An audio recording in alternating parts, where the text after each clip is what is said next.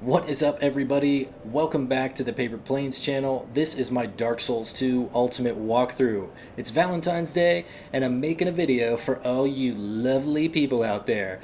And being that it's Valentine's Day, I figure what better time than to jump in some hole. I said it, jump in some hole, everybody. That means we're going to the pits. So before we actually do that, I want to make sure that you guys followed my instructions from last episode and you talked to Gilligan and you bought the most expensive ladder, because we're going to go down that biznatch. But before we do that, make sure that we're going to equip something special. Where is our cat ring? This is a silver cat ring, and if you didn't buy this already, make sure that you have. You're going to go in here, talk to our fancy little cat, make sure that you purchase that, and then we'll be able to drop down here without dying. Okay, so let's line this up a little bit. Once you get to see that little wooded platform down there, just walk forward. Boom! See how much health that takes? It's pretty crazy. Don't try that without the ring. You're gonna have a bad time. Alright, so once we loot that super awesome Radiant Life Gem, drop down here, and now we get the real prize of the drop. Another Pharaoh's Lockstone. Heal up a little bit. Don't worry about saving your Estus flasks, because we're going to get to a next bonfire very soon. So we're going to drop down on here, and then we're going to kind of line up. You've got a lot of leeway here. You can pretty much line up any way you like. Just make sure that you run forward. You see how we hit that wall there? You're not going to fall through that little gap, so don't worry about that. So we don't want to make a leaping jump or anything like that. Don't roll, just run forward off the ledge and you're going to land here where you need to. Have another sip of your orange drink and walk off the ledge. And then we're going to run in here. Don't worry about it. The Grave of Saints is not a dangerous place right now. It's actually where we're going to spend the majority of this episode. But we want to tap the bonfire twice. And we're going to travel back to Majula real quick, because now we actually have to get on the ladder. You don't want to continue to descend down the pit from where we just were. You're going to fail at your next jump, and it's going to kill you, and it'll piss you off. So don't try it. Just do as I do. That's why you're watching. Alright, so now that we get to this ladder, we're going to get on and slide down, and it lasts an eternity. Here, you can watch it. See how freaking long this ladder is? I don't know how the guy does it. Gilligan, you are a champ in my book, sir. There we go. Finally made it. So you can climb up this ladder, but you're going to be disappointed because we can't actually get in that area just yet. But walk forward, and then we're going to line ourselves up with this platform below and turn around. Grab this sweet Ring of the Evil Eye +1. Let's check it out. It's not going to be something that we're going to wear, but we might as well look at it since we just picked it up. Alright, the Ring of the Evil Eye +1. Whenever something has a +1 or a +2, it just means it's a better evolution of the previous ring. So there is a Ring of Evil Eye out there, and then there's a Ring of Evil Eye +2. A modest but inexplicably disturbing ring. Absorb hit points for each enemy defeated. Peer too closely at the rare stone that forms the eye of this ring, and things that writhe and stir may come into focus. Sounds awesome. This is actually a ring that I wore fairly often in Dark Souls 1, just because when you get it, it's pretty helpful at the time. But we're not going to be using it. Alright, so take a look around. There's nothing here except for this platform below us, so just drop down on it. Heal up a little bit if you like. And we're going to run forward here. There's no real combat in this area, so nothing to be afraid of, but there is a crystal lizard, so we're going to switch to our heaviest spell here. And we're going to run forward and target it and then spam our casting on it. Make sure that you're casting the second spell immediately, because you want to kill it without it getting off the bridge. See, we get a Titanite Shard, a large Titanite Shard, and Dark Night Stone. We actually get 2 Titanite Shards. But then we're going to back up a little bit. Make sure we're facing forward and sprint, jump across here. grab the loot from the chest. We're getting another ring here. Ash Knuckle Ring. What are you? So, it's right there. Ash Knuckle Ring is a knuckle ring worn by Roar the Explorer. Increases petrification resistance. Petrification is tantamount to death. And in that sense, this knuckle ring is a charm that may save your life. So this ring is important. It's actually worn by the invader that's going to invade us in this current episode. And also, it helps us with the boss fight of this episode. So if you choose to wear it for that fight, you're going to be better off for it. So we're not going to equip that just yet. And this is a good moment to actually get the cat ring off. We don't need that anymore. And I think the ring of steel protection is going to be a good ring to be wearing from this point on. Don't try to get that item right there. We're going to pick that up towards the end of this episode. You're not going to make that jump successfully, so don't worry about it. And at this point, we're going to take our homeward bone back to the bonfire. So hopefully you guys have one of those. If not, maybe you just want to suicide to get back. I don't know, because it's kind of a pain in the ass. Alright, so now that we're at the bonfire, before I run off and act a fool, we're going to travel back. But this time we're going to the Grave of Saints at Harvel's resting place. When I first saw that bonfire, I thought it said Havel's resting place, and I was like, yeah, Havel, my boy. But it wasn't. It was a misread on my part, and I felt sad. So you can see here that this cave looks kind of crazy. It's actually a rat head, so that's a little bit of foreshadowing on what's going on in this level. But we can walk in here. Now these zombies here are no threat to us right now. Oh my god. Why do you always want to prove me wrong? But basically, once we go through this doorway, if we hadn't already killed these guys, they would then turn hostile on us and try to trap us from behind. So that's never a good thing. You always want to take care of your enemies as quickly as possible, especially when they're docile like that. So when we enter in this room, these rats from the left are going to come in, and there's also a rat from the right. So I want to switch to my sorceries and start attacking as quickly as possible.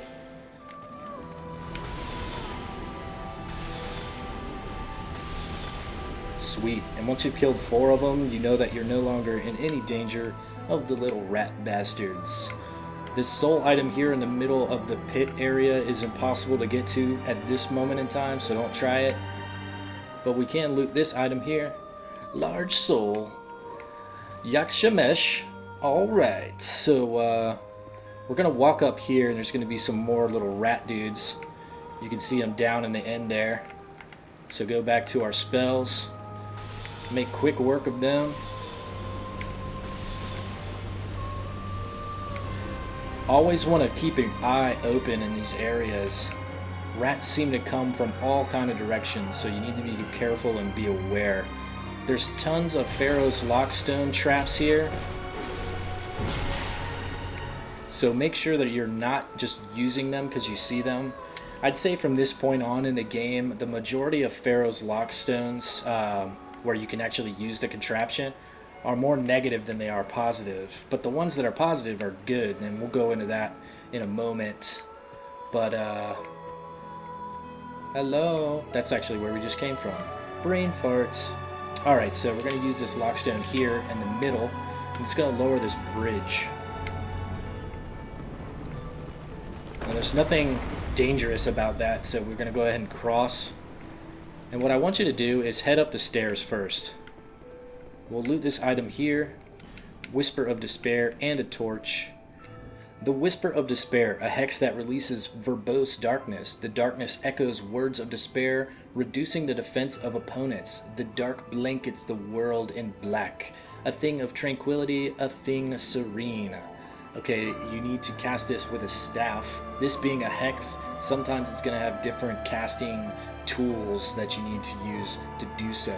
We can also see here that it requires 24 intelligence and 18 faith, so that's pretty stat intensive right there. We're not going to use this probably ever, but if we decide to do so, it's going to take us quite a while to do that. Alright, so there's going to be some little rat dudes once we loot this item down at the bottom. And before we jump down, I'm going to point out that there is another bridge here. But it's pointless to actually lower that when we can, because we've already got these loot items here. So there's really nothing else for us to get in this area. But the rats are going to come out. So what I want you to do is run back up the stairs. And we'll be able to take them out one at a time, because they're going to come at us in single file up the stairs.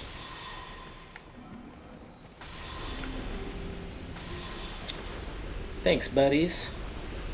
You just make my life so simple sometimes, rats. Alright, so now that we've done both of those things, we are going to head over here to the ladder, climb on up, and we get invaded by Roar the Explorer. Now we want to come over here just to see him chase us. Drop down. Get out of here. And switch to our binoculars. He should be there. Now he's got some throwing knives that he's going to use at us. But if we're doing things right and we get him with our binoculars, he never even attempts to throw it at us because he's so far away. So that's how we're going to do that combat there. You can see he's pretty dumb because he's so far away and he's wearing no armor at all. So he gets staggered on each successful hit. So he's really easy to take care of. But that's just the safest way to go about it. Alright, so when we climb up this ladder here, we're going to have to deal with some rats. So we can go back to our catalyst if we like. Whoops. Oh shit. He's already right there.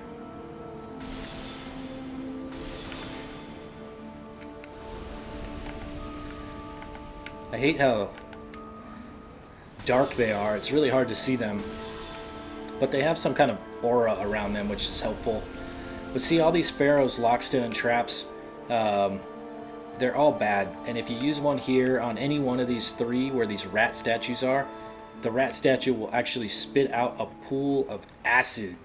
So the thing about this area and why all these Pharaoh's Lockstone traps are negative is because this is an area where you're often seen as an invader. So if you actually are in the Covenant that benefits from this area, you can use these traps to help hinder your invader. So it is a good thing for certain people, but while we're playing, it's not very good for us at this moment in time. So just be aware of that. There's so many Lockstone traps to use there, and they're all very negative for most of us. So we get 3 homeward bones there, and you can see those little rats hanging out, and they're going to come through once we loot that item.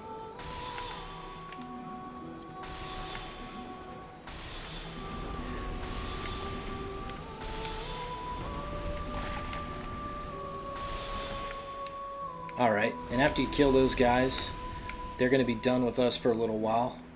Now there might be some more rats when you walk down the end of this tunnel, and if you see there's openings in the ceilings, and that's where most of the rats typically come from.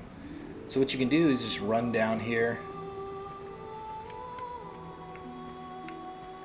and they'll basically just fall down through the roof if there were any more. See, there's one right there.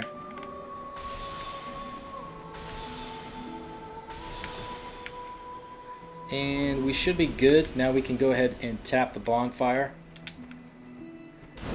And that fog gate right there leads to the next boss. So we're going to go ahead and rest up. Make sure that we've got all our equipment and our spells the way that we like them. So let's go into our inventory and see what we got for this fight.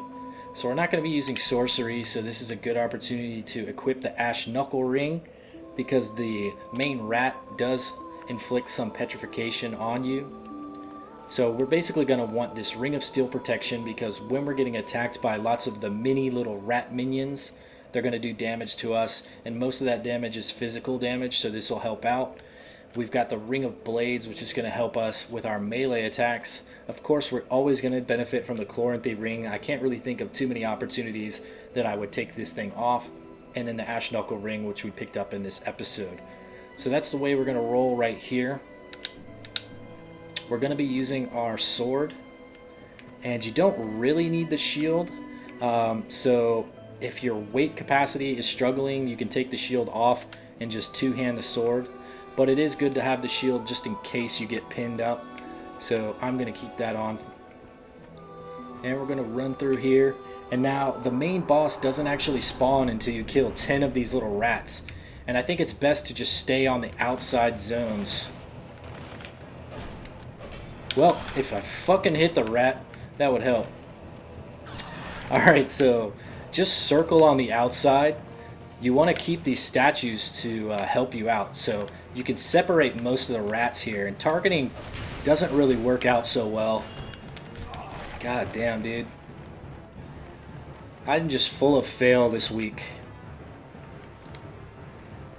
What the hell? No! Look at all this shit I'm doing. Best boss fight ever, people. Alright, we're gonna get this right. So I'm gonna keep track of the kills. That's 1 kill. Just keep circling till we get into an advantageous situation. It's 2 kills.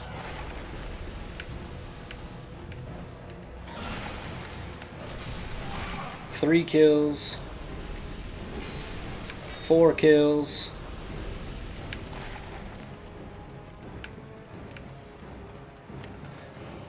You can see they just keep coming out.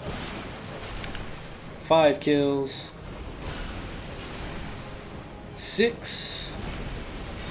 7. 8. And when the boss drops, you'll see his health counter. You damn bastards. Oh, shit. Look at that ugly bastard trying to get me. Alright, so we get 1 more kill. This will be it. And now the Royal Rat Vanguard is going to drop down. And you'll notice him because he's got the mohawk. And you can see him by the fog door. So basically what you want to do is not target. Get the hell out of here. I'm going to back up. I want to heal really quick. Now the Rat Vanguard does a lot of poison and petrify damage. So you can see he's right in the middle of that herd. So this is a good opportunity to use sorcery if you want to target him.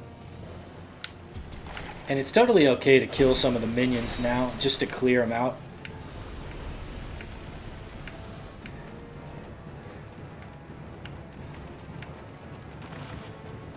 So you can see nothing's a real threat unless you get close in.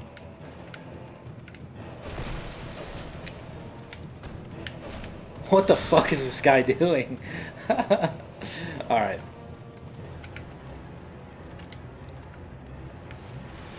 Alright, so you can see he's at the back now, and that's a really good opportunity for us. So I'm going to dual wield, or not dual wield, but hold it with 2 hands. Now I get a hell of a lot of damage on him and just run out. So now we can put ourselves in much better situation. We can take a much higher risk ratio, I guess.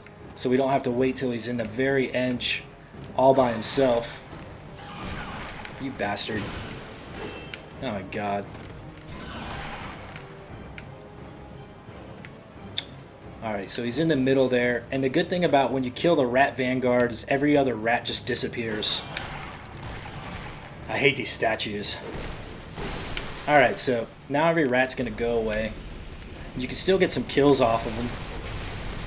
So it's a good idea to do so. And he drops the Rat Vanguard soul, of course, and you also get a rat tail, which is part of the Covenant items for this area. And we're about to see what all of that entails. Entails, rat tail, you get it? So don't kill this guy, he's actually the Covenant leader. So just go through his chat queue.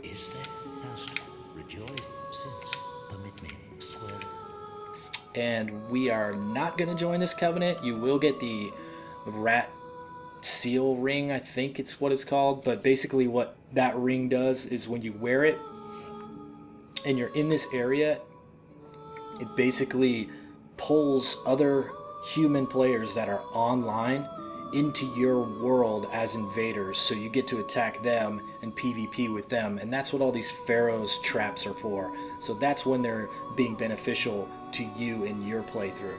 But we're not going to do that, and basically this rat guy is going to think we're a piece of shit when we say no.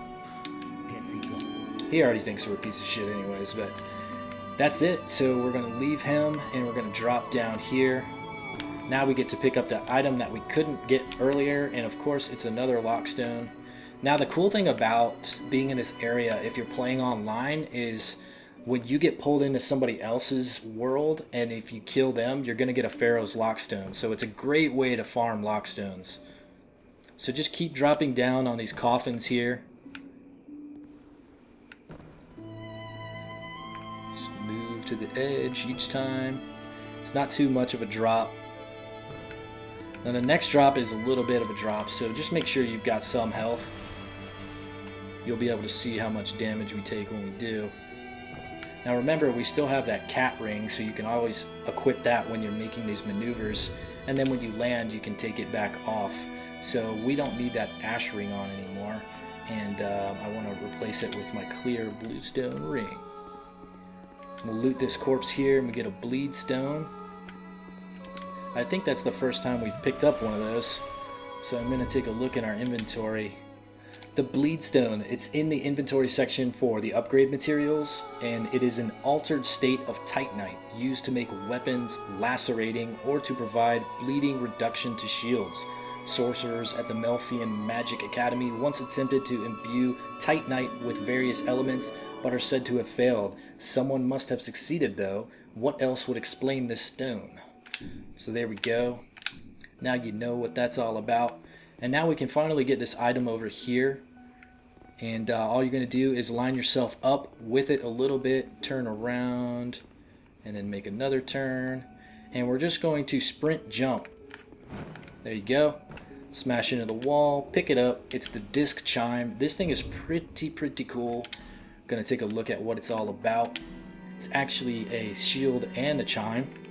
So here you can see it, the circular disc chime.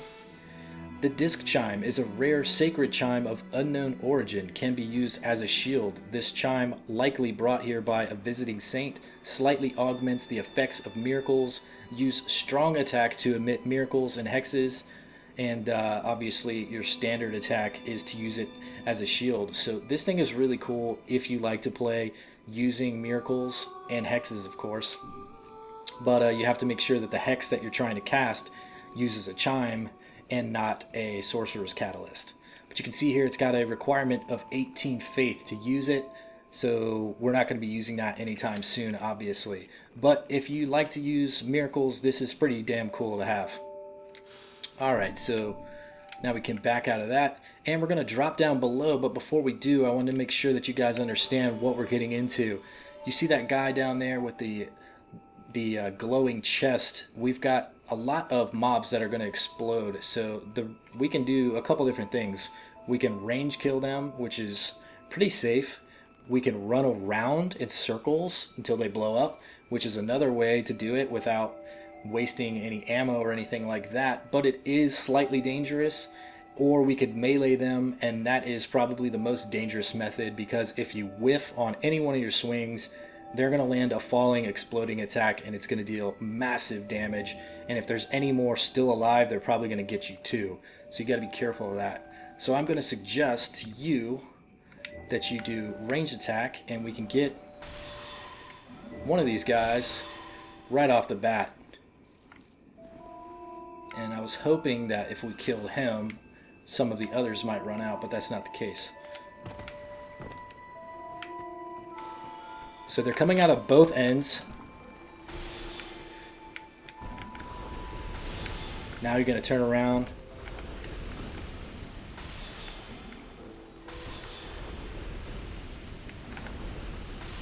And that's it. There's only 6 of them. There's 3 in each corridor. So once you've killed all 6, you know that you're good. That's just a drop from one of those mobs. It's not something that's always going to be there. And we're going to head down this tunnel first because there's a loot item that we can grab. And we get the Great Heal, and this is a miracle, and we'll check that out real quick. The Great Heal is a glorious miracle only accessible to a small minority of clerics. Greatly restores hit points. Only a select few have learned to recite this epic romance in its entirety, but those who do are amply rewarded. So let's take a look. It is a one slot item. It requires 28 faith, and it's got 3 uses. So obviously this is just an emergency miracle. It's going to replace using an Estus flask or something like that if you've ran out. So this usually isn't something that I would equip, because by the time you need to cast something like this, we've got so many healing wares already that I just can't see how useful something like this is.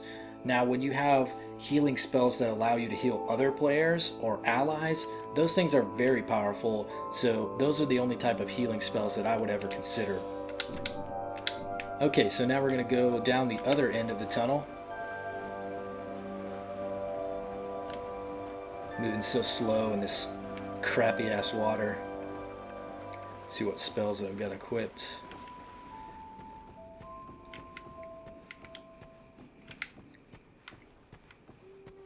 Now there's nothing really dangerous in this area, but we will have to do some navigating. While you're climbing down here, you always want to look at the zones that you're in. Try to figure out, do I want to go down this ladder or do I want to go down a different ladder? And the reason for that is sometimes you're going to miss items if you're not paying attention, and also you could be climbing down a ladder that doesn't have a way to get back up. Like the first ladder we climbed down, it ends shallow, so then you can't get back onto it from where you drop down.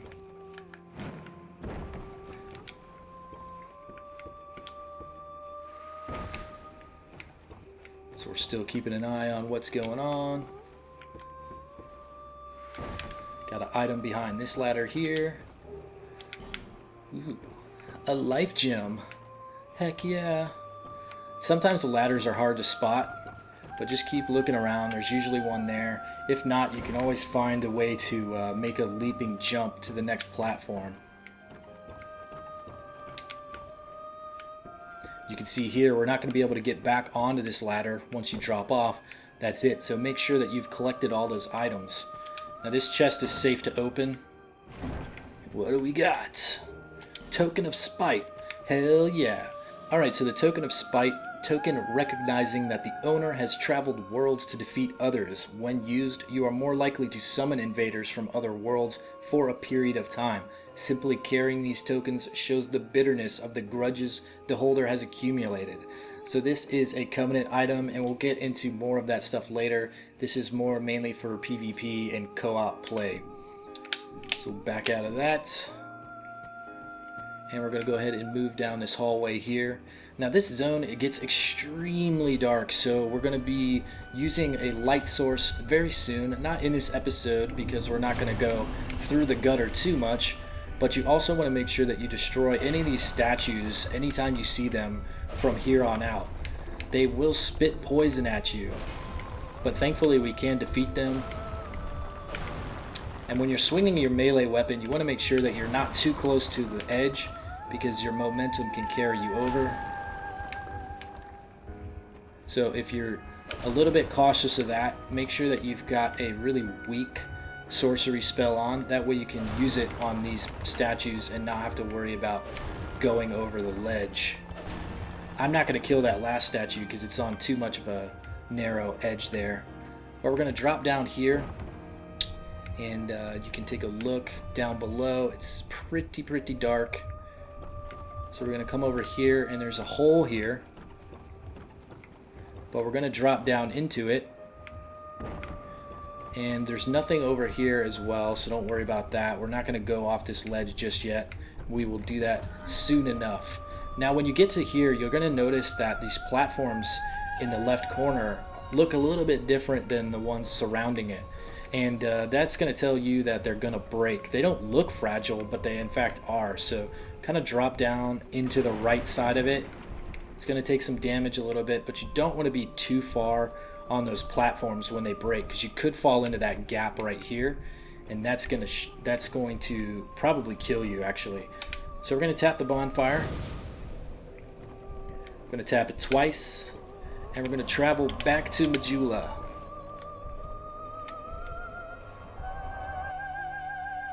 The thief dagger. I need it so badly. Alright, so now we're going to talk to the Emerald Herald, and we're going to level up. So we're going to start spending our souls in endurance some more. Perfect. Perfecto. Okay, everybody, that's going to be it for this episode. I hope you guys enjoyed it. If you did, feel free to click that like button. Leave any comments or questions you have in the section below. And subscribe if you haven't already so you can check out even more episodes and other things that I upload. All kinds of fantastical things. So I'll see you guys next time. Take it easy. Peace. Hey guys, thank you so much for visiting my channel. I know there's lots of awesome content on YouTube, and it really means a lot you chose to view my videos. I hope you enjoyed them and will join me on my other social media accounts. And of course, subscribe here to become a part of the Paper Planes YouTube community.